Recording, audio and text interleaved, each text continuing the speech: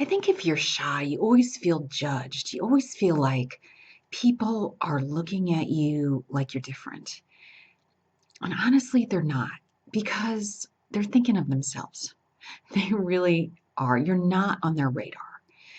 And they're not looking for you to screw up or anything like that. But if you're really self conscious and it's hard to make conversation and you don't feel like you're saying the right thing or enough, then you judge yourself harshly. But believe me, other people aren't. All right, now you want to know how to start a conversation. The best way are these words, and that is, so what do you think of? And then you fill in the blank. So, what do you think of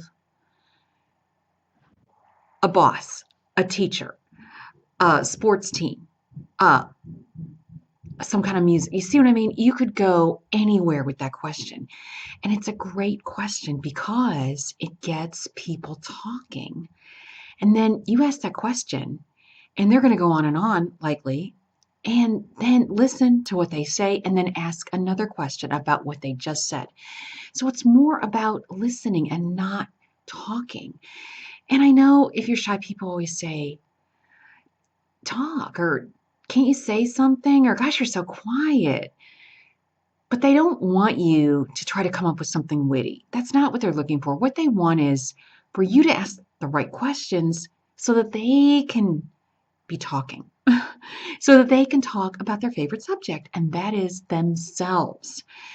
So that's the key right there. Get people talking about themselves. And I've said this 100 times before, but I really mean it. If you do that and you really listen and you ask questions about what they just said, they're going to think you are the greatest conversationalist that ever walked the planet. I'm not kidding.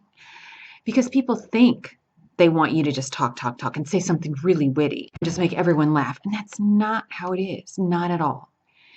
Just being who you are, really being a really great listener.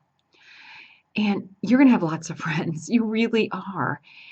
And just try as hard as you can not to be an interrogator, like question, question, question. But just if you ask the right ones, and you'll get that over time, just to get them talking.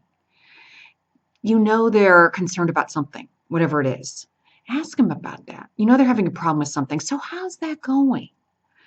And they're being like, oh, I'm so glad you asked. Well, and then they're going to fill you in. And then you might make a suggestion. Or you might say, okay, yeah, I had that same problem or similar. Here's what I did. You see what I mean? And you go on like that, and it'll be easy.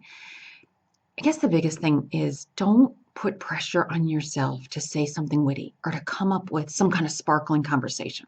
Because you know what? That never works.